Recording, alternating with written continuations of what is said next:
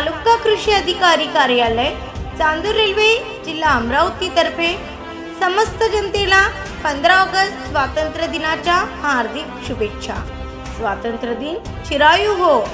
शुभेच्छुक श्री संचित मोहनराव ठाकरे, तालुका कृषी अधिकारी तथा तालुका कृषी अधिकारी व समस्त कर्मचारी वृंद, चांदूर रेल्वे, जिल्हा अमरावती, महाराष्ट्र।